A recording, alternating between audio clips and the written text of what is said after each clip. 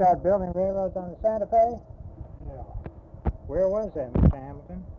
I was in 1896. Where'd you start at? In Oklahoma? Started at Guthrie. You started at Guthrie? I spent 1897 in Guthrie. And where did you, First I started, I was running a thresh machine in Kansas, and when I ran out, why, I took a job skinning mules on the Santa Fe at Panhandle City, Texas.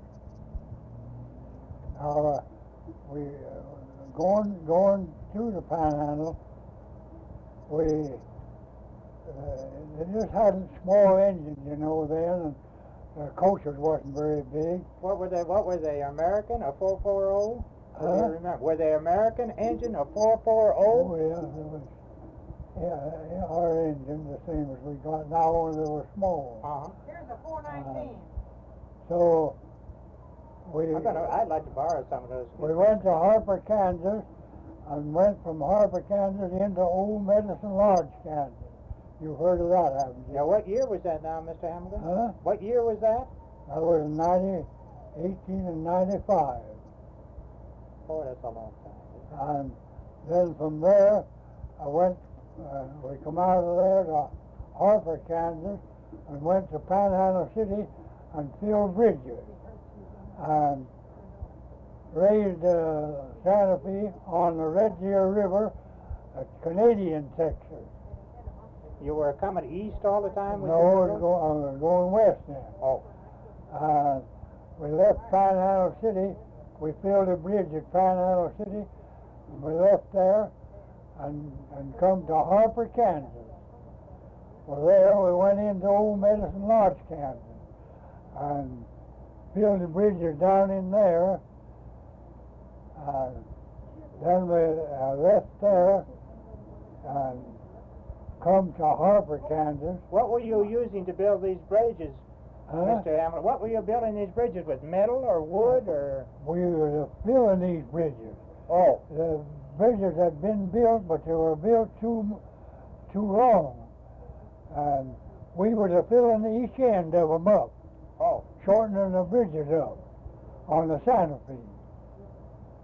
Well, we got into Harper, Kansas, and we left there and come to Canadian, let's see, Canadian, Texas. First we raised a track on the Canadian Red Deer River at Canadian, Texas. And then we come to Harper, Kansas. Went into Old Medicine Lodge and filled the bridge up there. And this was all done with horses and scrapers, you know. You were using just a regular slip on this. Regular slips, yeah. Oh, were you using 2 mules or 4 or what? We had wheel scrapers and slip scrapers. Slip, what I call a slip. Yeah, well, a slip, that's the thing you hold with your 2 hands. Yeah, hold in your hand and fill it and then dump it. And we filled the bridge at Harper, Kansas, and we come from Harper, Kansas to old El Dorado, Kansas. You know where that's at, don't you? No, I don't know exactly where it is, but is well, we come there in 97. Come to Guthrie here in 1897. 97 it was. Come to Guthrie, and I started to work on a grading outfit. Our contractor had the first mile out of Guthrie. That's which way you're going now? South? No, going north. Oh, going north. Yeah. Towards Parsons or? Going towards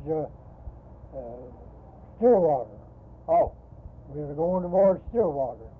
Well, we I finished. see. You were going along the Cimarron River. Yeah, right along the Cimarron River. Mm-hmm. We filled that bridge, them grading there made the dump for all the bridges. Then I left there and went to, I can't call the name of the place, but we had a bluff to put off there. On the Cimarron River, you mean? Yeah, on the Cimarron River, right down the Cimarron River. Was that down near Skeleton Creek? Someplace along there. I can't remember the places. I used to know them, but I can't remember them what they. Well, we drilled holes there 30 foot deep in that bluff. I run a gang of niggers. I had 8 niggers, drillers. And the drilling holes 30 feet deep. What were you using, steam or? By hand. By hand? You'd have to screw joints on them, you know. They'd go down, when they go down so far, then we'd screw another joint on top of that bridge, and they kept it going down, and they had 2 powder men, Mr. Garrity, that they spring those holes. They put 3 or 4 kegs of powder in the hole, you know, and set it off, now to widen them holes out. Well, this was to make the roadbed, is that right? Yeah, to make the roadbed, yeah. Well, we got those holes drilled, I think about 30 of them, on that bluff. Well, when we set that bluff off, it turned it, the Cimarron River was all bank full. It filled that Cimarron River, turned that bluff all right off into Cimarron River, down to Grady. Well, there was one hole that held fire. So these powder men, they was anxious, you know. There was a high dump in there. They run up there and it went off. Well, it blowed one man's jaw off and set the other fellow all afire. He had long whiskers. Set him afire, and they run down, jumped in the Cimarron River, put the fire out, and they set them both afire, you know. Well, and there was a watermelon acreage right across the Cimarron River. A what, Mr. Hamilton? A patch of watermelon. Oh! About 30 acres of watermelon. Now, well, when the bluff went in the river, it throwed a wave clear out over that. Was the river in flood? Yeah, flood. Well, when the water started to come back to the river, it brought all those watermelons into the river. Just wagon loads after wagon loads of them into the river. The river was bank full, you know. Did you eat watermelons for a while? We had watermelons all. What did the farmer do? So I went on from there, and they got another gang. Well, the main foreman gave me assistant foreman. I was assistant foreman on that drilling those holes with those niggers. Had 8 big niggers that drilling those holes. Well, that's all I done is just see that their drills was all right and everything. What did you? Was the train following you up there? Did you have were you laying tracks right behind you? No, or did you? They were a building. They were a building right in behind. And the train was right behind you all the time. Yeah, the train was coming. There was a building, the track. They had, I guess, 200 men on the grading. That is on the laying the track. Well, I was mixed up with that. I was mixed up with that drilling outfit and the grading outfit and the track outfit. Mr. Hamilton, right down in about where that bluff is, there's a bridge that goes across a little creek, and it's called Streeter B. Flynn Bridge. Do you recognize that bridge? No, I was built after I left there. Oh. See, there wasn't no bridges across the Cimarron River at all. Well, this wasn't across the Cimarron. It was across a little creek that came into the Cimarron. Yeah, right about where that bluff is that you're talking about. Well, there was a stream of water. We we filled the ends of the bridges now before we got to the bluff. Yes. And Well, when we that's got right. to the bluff, then we had to put the bluff off in the river. Yeah, I know where that is. That's right down there. It's You know between where two that creeks. is? Yeah, I know Well, where that is. now I run a gang of niggers on that to drill that holes to put that bluff off in the river. Yeah, I know. It's got a lot of cedar trees on the side Yeah, of it. they are, absolutely they are. Yeah, I know just exactly where, because we were up there about 3 years ago. Well, I'm We in were there. hiking over that thing and taking pictures of it, and we didn't know that you had blown it out then. And what year was this? You say 1895? 95, between 95 and 96. And this was going down into Goodnight. It was going to Yeah. Cedardale, Goodnight. Good night. Perkins. I remember good night. Yeah, it's a little town. It's not that. This town is there, but the railroad isn't there anymore. No, They've taken this railroad out. I know they have. And then you go down to, let's see, Pleasant Valley. Pleasant Valley. There was just wasn't no towns, no names of any towns when I was there. It's just whenever you put the railroad in, the towns The start towns coming after sprang it. up. Uh-huh. Well, the next grading outfit we had was another long prairie. There wasn't much grading done. Just we had to fill the bridges that run the little streams, you know, that run across. We had to fill the ends up so they could start to drive the pilot. Well, let's see, that would probably be down around Perkins and Coyle, somewhere in that area, because there's a lot of prairies down in there. Well, it was close in there. Well, I went on from there to Ripley. Yeah, Were you ever at Ripley? yeah. Well, I put all that platform in at Ripley and run a grading outfit that built the Santa Fe out to the Cimarron River towards Stillwater. Well, didn't it go into Cushing first and then to Stillwater? Yeah.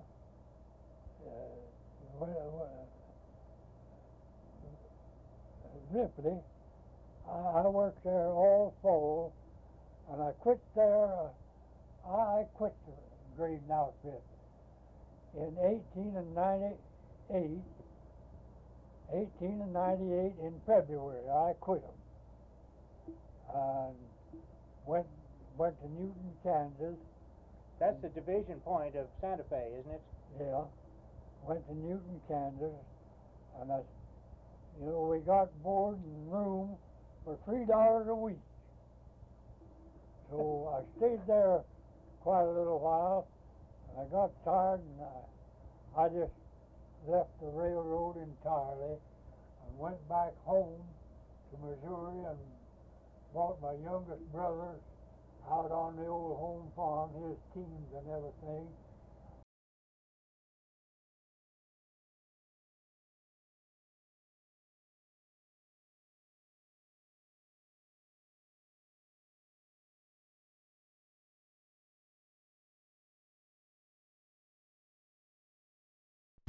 Now, is this an old Fort Sill or new Fort Sill? That was old Fort. That's the new Fort Sill. Oh. Well, we went to old Fort Sill and went down to Geronimo's. He was in a big cement prison there. We went in and looked there, and he walked in that there, Mr. Garrity, or he wore a pad in that cement, 6 inches deep. Was he barefoot or had moccasins on? He had shoes, and I guess he had every kind of shoes. But he'd been in there for several years, you know. And he'd walk backwards and forwards in that there. They showed us where he went through the doors, and that there was wore that cement. Was he there cement then? floor in that. Was Geronimo in that cell at that time? Geronimo was in his part. Uh-huh. Fort Sill officers would take him back in, and we could go in the front. Then they'd take him back to the other one, and we could go into the other side. Well, it was a big concrete building. Did he always stay in there, or did they let him out after a while? I saw Geronimo run a race at Lawton on August 5th. The 6th day of August, 1907, I saw Geronimo ride in a race at Lawton Fair. He was out, they let him out of jail? Let him out of jail, and he rode a horse in that race. Did he have a, did he win? Yeah, I don't know whether he win or not. Did he have all his Indian costume on? He had several Indians with him, all on horses, big horses, you know. They kept their horses in pretty good shape. The Indians did? Yeah. Now, at that time, Mr. Hamilton, did the Indians live at Fort Sill, too? They never lived in Fort Sill. Oh. Their reservations are in there towards Cache, in that place. They had their several reservations there. Then, you know, the government had, the Indians had, I think it was about 1 million acres of land on between Elgin and Fort Sill. Well, the Indians had cattle on that. They had hundreds of head of cattle on there, and I used to see them brand calves. The Indians would brand those calves. You know what a branding is. Yeah. Well, they would drag them down, work those calves and drag them for hundreds of yards, you know, up to the branding place. To get up to where the fire was? Yeah, to get up to the, where they had their hot irons to brand with. I run a lots of work train, Mr. Garrity. That's from where? Lawton to Quanah? Lawton, I was running the work train on that Elgin Hill. Was it a double header or? No, I was scattering chaff along each side, dumping each side of the track. Put the chat under the track. What did they do? Get the chat right there? Or did they get it out of Lawton or up in the hill? Garrity or someplace like that? In Missouri. Oh. We'd get maybe 20 car loads of that chat. And I was unloading those chat. Well, this brings up a question, Mr. Hamlin. You say 20 carloads. How many cars did those old engines pull? Well, they pulled from 15 to 20 cars of those chaps. Is that what the regular train was? That was a 100-ton car. Big chat car. Well, what was your average train? How many cars? Well, the average train was about 30 or 40 cars. Both empties at and that fulls? time, yeah. And they were short cars? Yeah. What were they, 30 feet? Yeah, they were standard cars. And this was all standard gauge, Yeah, they were standard gauge. Didn't they have a narrow gauge or something over in Ardmore, over in that area? Well, now listen, where did they have an Ardmore? Narrow gauge. I remember that narrow gauge, but I don't remember where it was at. I think it was over in Ardmore somewhere. Ardmore. Didn't Ringling build a railroad down there? That narrow track was on the Santa Fe, wasn't it? I think so, because Santa Fe went through Ardmore. Yeah, I know it went through Ardmore. It was on the Santa Fe, the narrow track was. I remember it.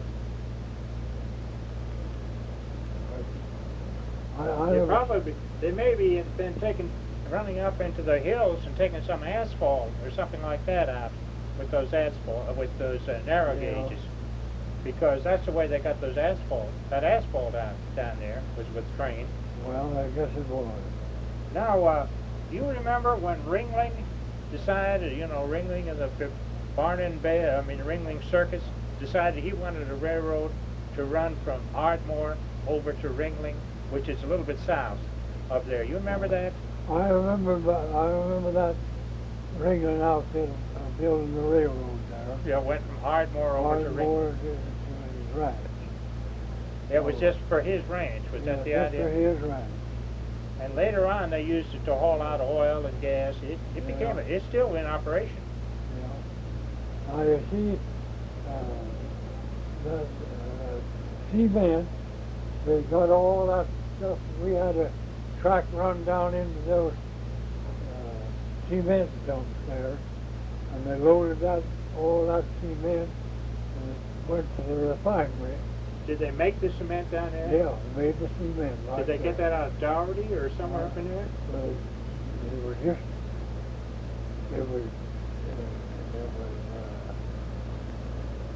what you call it? They made that, they had an awful big place.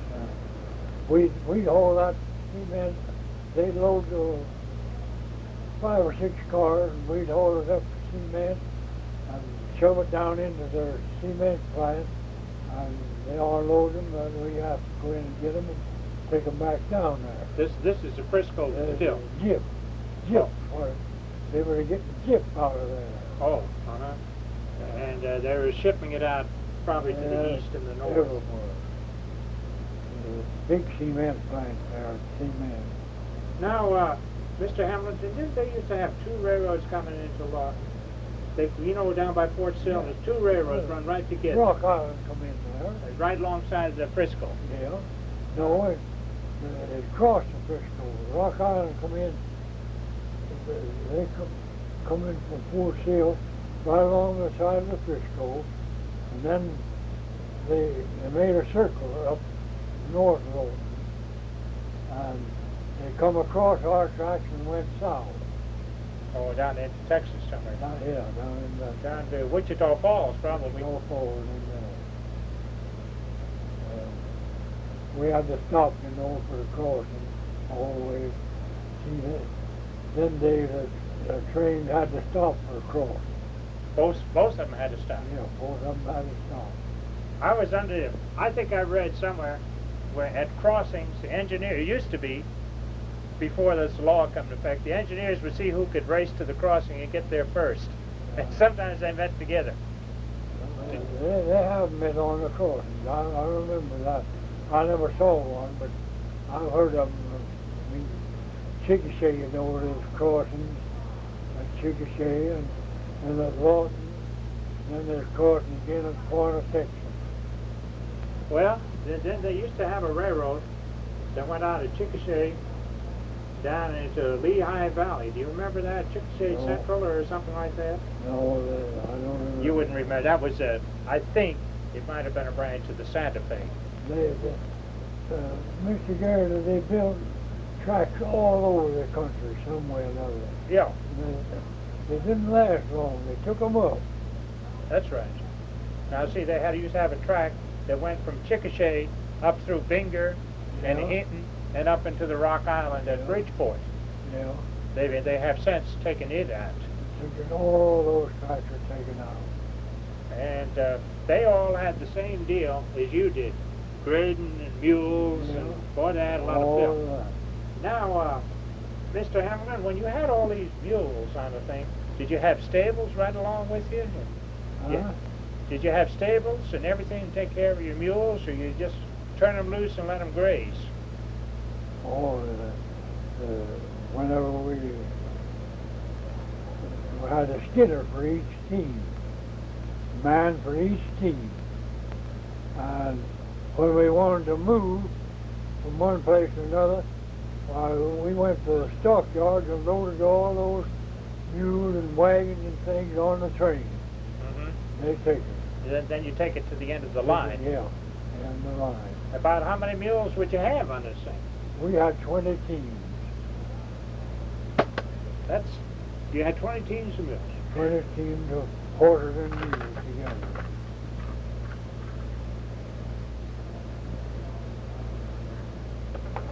That must have been a pretty good feed bill. Sure. We had 2 wagons. The farmer did haul the corn in, just throw them down. We just harnessed our team and turned them in we always had to build a corral for our team with barbed wire. And we just turned them horse and mules into them wagons. They'd eat what they wanted and quit. Was the corn on the cob? Yeah, corn on the cob. And then that also came in by your train. You hauled this in by the train. Yeah, hauling it with the train.